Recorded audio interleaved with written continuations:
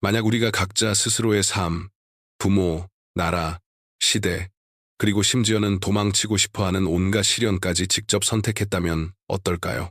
처음 들으면 믿기 어려운 이야기처럼 들립니다. 누가 기꺼이 고통이나 상실, 질병, 외로움을 선택하겠습니까? 그런데 전 세계에서는 바로 이것이 실제로 일어나는 과정이라고 주장하는 사람들이 점점 늘어나고 있습니다. 영혼이 이 세상에 오기 전에 자신이 성장하고 발전하며 다시 한번 본래의 영적 본질과 연결될 수 있도록 삶의 경로를 의식적으로 계획한다는 것입니다. 아마 누구나 한 번쯤은 이런 질문을 던져본 적이 있을 겁니다. 영혼은 태어나기 전에 어디에 머무를까? 그리고 정말 스스로 지상의 운명을 정하는 걸까? 그렇다면 어떻게 그런 선택을 한다는 것일까요? 각종 영적 전통은 이 질문에 대해 상징, 은유, 신성한 이미지로 답해왔습니다. 어떤 전통은 하늘의 전당을 말하고 어떤 전통은 영혼의 세계를 이야기하며 또 다른 전통은 수많은 영혼이 다음 생을 기다리며 머무는 평행 우주의 존재를 언급하기도 합니다. 현대의 신비주의 사상가들, 퇴행 심리학자들, 그리고 초자연 현상을 연구하는 일부 과학자들 또한 영혼이 태어나기 전에 존재한다고 여겨지는 미세한 차원의 영역을 점점 더 자주 언급하고 있습니다. 그리고 이것은 단순한 환상이 아니라는 것입니다. 많은 사람들이 깊은 명상이나 최면 상태에서 그 차원에 대한 기억의 단편을 접할 수 있었다고 말합니다. 서구에서 이러한 영혼의 선택 과정을 가장 먼저 상세히 설명한 인물 중 한 명은 오스트리아의 철학자이자 신비가인 루돌프 슈타이너였습니다. 그는 영혼이 과거의 경험을 분석하고 영적 스승들을 만나며 어떤 몸과 어떤 환경으로 돌아갈지를 스스로 결정하는 중간생 공간, 즉 영적 차원이 존재한다고 말했습니다. 슈타이너는 인간의 삶이 결코 우연이 아니라고 강조했습니다. 우리는 영혼의 성장을 위해 필요한 바로 그 가정, 그 나라, 그리고 그 조건 속에 태어나며 이는 목적과 이유를 가진 선택이라는 것입니다. 여기서 중요한 것이 바로 카르마의 법칙, 즉 원인과 결과의 보편적 원리입니다. 영혼은 이 법칙을 통해 정화와 균형, 그리고 영적 진화를 향해 나아가려 한다고 그는 설명했습니다. 하지만 만약 우리가 모든 것을 스스로 선택했다면 왜 아무것도 기억하지 못하는 걸까요? 왜 태어나는 순간 다른 세계에 대한 기억을 모두 잃어버리는 걸까요? 그 이유는 단순하면서도 신비롭습니다. 만약 우리가 모든 것을 기억한 채 태어난다면 삶의 배움은 의미를 잃게 됩니다. 지상의 삶은 영혼이 느끼고 선택하고 감정을 경험하며 과거 생의 지식에 의존하지 않고 스스로 행동하는 법을 배우는 학교와도 같습니다. 망각의 장막 속에서만 경험은 비로소 진정한 의미를 갖게 됩니다. 그럼에도 불구하고 3살 이하의 어린아이들, 그리고 퇴행 최면을 경험한 사람들 가운데는 영혼의 세계에 대해 놀라운 이야기들을 들려주는 경우가 있습니다. 그들은 어떻게 부모를 선택했는지, 스스로 어떤 과제를 설정했는지, 심지어 왜 고통을 감수하기로 동의했는지, 그 고통의 목적을 더 높은 차원에서 이해했다고 말합니다.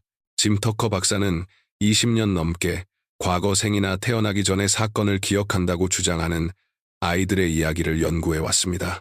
가장 잘 알려진 사례 중 하나는 오클라호마에 사는 라이라는 이름의 소년입니다. 그는 4살 무렵부터 자신이 태어나기 전에 더 높은 존재들을 만나 새 삶을 고르는 것을 도와주었다고 상세히 설명하기 시작했습니다. 또 다른 감동적인 이야기는 캐시라는 소녀에 관한 것입니다. 어느 날 캐시는 엄마에게 이렇게 말했습니다. 엄마를 너무 오래 기다렸어요. 엄마가 하얀 드레스를 입고 결혼하는 걸 봤어요. 그때는 갈 수 없었지만 언젠가는 엄마의 아이가 될 거라고 알고 있었어요. 엄마가 그럼 너는 태어나기 전에 어디 있었니? 라고 묻자 캐시는 대답했습니다. 밝은 곳에 있었어요. 천사들이 둘러싸고 있었고 제 시간이 올 때까지 그들과 함께 있었어요. 이처럼 비슷한 증언은 아주 많습니다. 3살 이하의 아이들은 종종 태어나기 전의 기억을 말하지만 어른들은 대부분 그런 말을 진지하게 받아들이지 않습니다. 하지만 어쩌면 이러한 이야기들은 언젠가 우리가 다시 기억하게 될 세계를 엿보게 하는 창인지도 모릅니다. 예를 들어 연구자 캐럴 보우먼은 자신의 책 아이들의 전생에서 2살짜리 아이를 둔 한 어머니가 들려준 사례를 소개합니다. 그녀는 이렇게 회상했습니다. 어느 날 차를 타고 가고 있을 때 아이가 갑자기 말했습니다.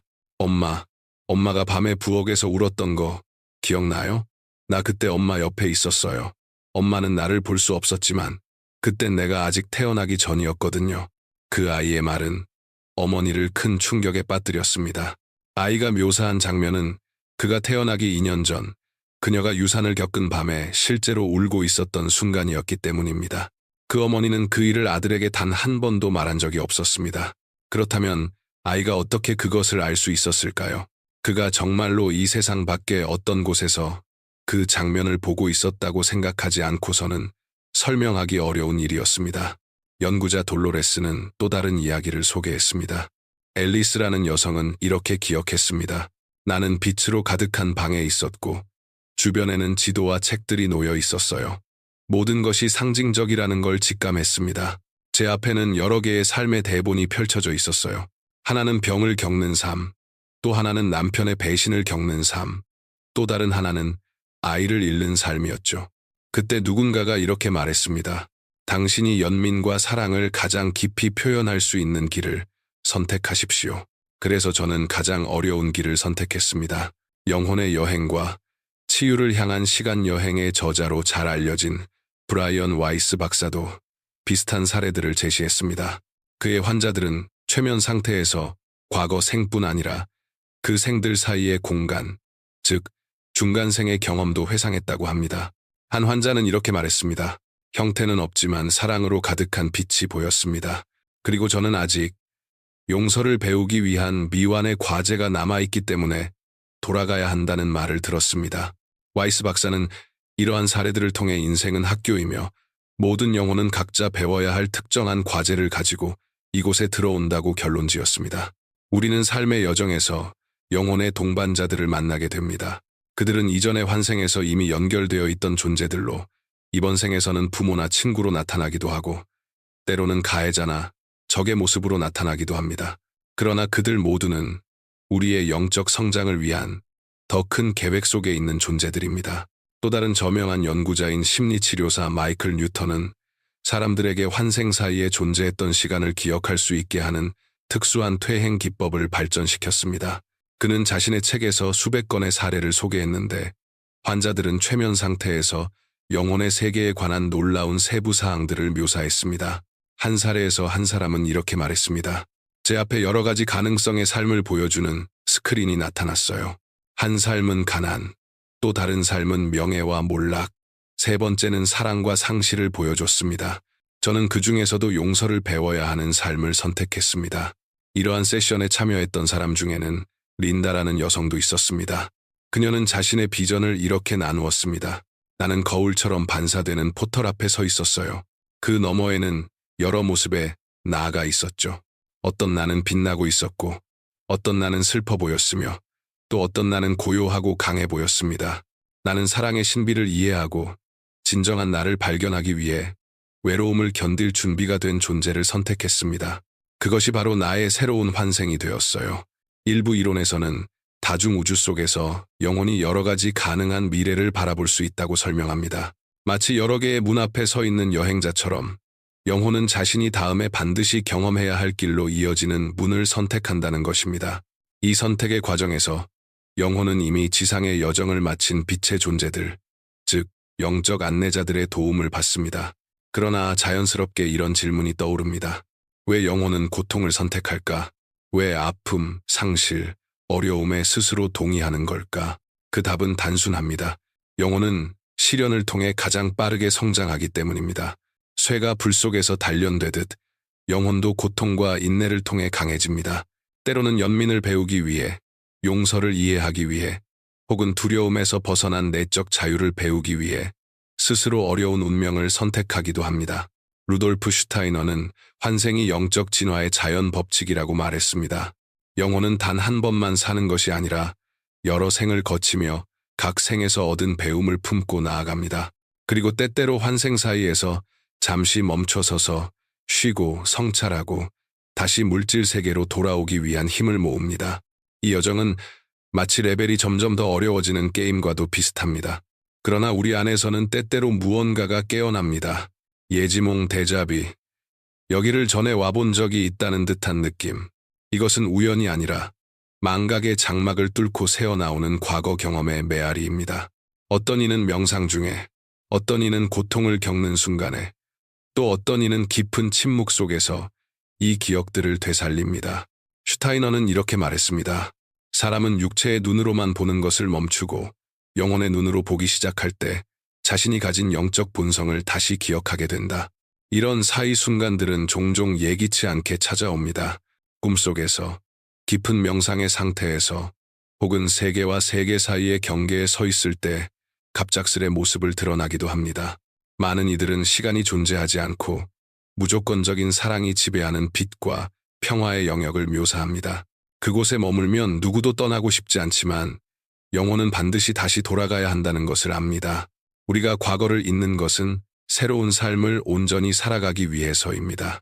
이전 환생의 기억이 어디에 보관되어 있으며 왜 대부분의 사람에게 접근 불가능한지에 대해서는 신지학 운동의 창시자인 헬레나 블라바츠키가 설명을 남겼습니다. 그녀는 한 사람이 죽음에 임박한 마지막 순간 그의 삶에서 일어난 모든 사건이 내적 시야 앞을 스쳐 지나간다고 믿었습니다. 심지어 이미 오래전에 잊혀진 일들까지도 포함해서 말입니다. 그녀는 저서에서 이렇게 썼습니다.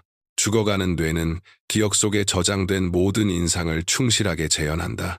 그리고 이 과정이 끝나는 바로 그 순간, 아주 짧은 찰나 동안 그 사람에게 이전 환생의 기억이 펼쳐진다. 블라바츠키에 따르면 인간 안에는 두 가지 종류의 기억이 존재합니다. 첫째는 우리가 익숙한 지상의 기억, 뇌와 연결되어 현재 삶에서 일어나는 모든 것을 기록하는 기능입니다. 둘째는 영혼의 기억, 물질 세계를 넘어서는 지식이 저장된 더 미세한 의식의 층입니다. 그곳에는 모든 과거 환생의 흔적이 남아 있습니다. 이 두 가지 기억은 인간 의식의 서로 다른 두 수준, 즉 낮은 의식과 높은 의식에 대응합니다. 낮은 의식은 우리의 현실적 인식을 관장하고 높은 의식은 영혼의 경험을 보존합니다. 뇌에서 기억이 사라지더라도 그 기억은 영혼의 깊은 곳에 계속 존재하며 조용히 개인에게 영향을 미칩니다. 우리는 이를 의식하지 못할 뿐 영혼의 기억 속에는 우리가 겪었던 모든 것들이 그대로 남아 있습니다. 그렇다면 왜 사람은 자신의 과거생을 기억하지 못할까요? 그 이유는 간단합니다. 영혼에 저장된 정보는 너무 미묘하고 섬세하여 뇌가 그것을 온전히 인식할 수 없기 때문입니다. 오직 높은 수준의 영적 성장에 도달한 사람만이 이 지식의 보관소에 접근할 수 있습니다. 블라바츠키는 이렇게 말했습니다. 영혼의 기억은 우리의 손이 닿지 않는 곳에 있다. 우리의 지각 범위를 넘어선 소리와 빛처럼 말이다. 그리고 우리가 그 작용을 인식하지 못하더라도 그 기억은 여전히 우리의 생각과 행동에 영향을 주며 조용히 우리를 이끌어갑니다. 과거 환생의 경험들은 우리 안에 살아있으며 겉으로 보기에는 설명할 수 없는 선택들조차 그 깊은 뿌리를 우리의 형이상학적 본질 속에서 찾아볼 수 있습니다. 블라바츠키는 죽음에 이르기 전 모든 사람이 의식이 밝아지는 순간, 즉 말로 표현할 수는 없지만 의식이 환히 드러나는 짧은 통찰의 순간을 경험한다고 설명했습니다. 그 몇 초 동안 사람은 두 세계의 경계에 멈춰 선 듯 강렬하고도 짧은 영적 계시의 순간을 체험한다고 말입니다.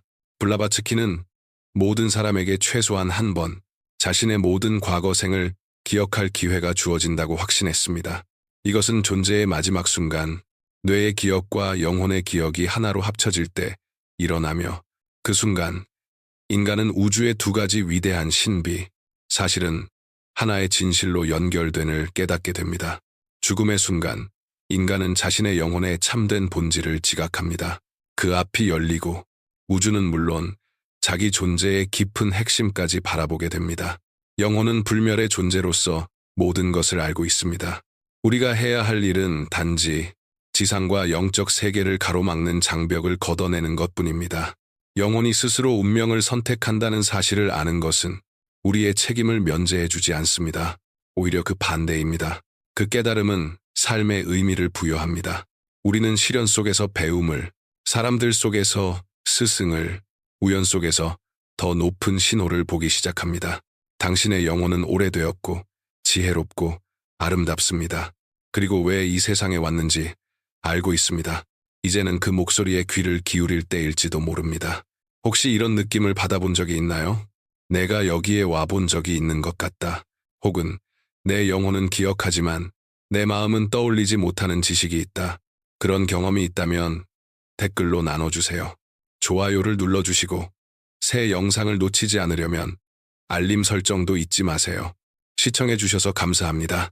여러분의 삶이 길고 선함으로 가득하길 바랍니다.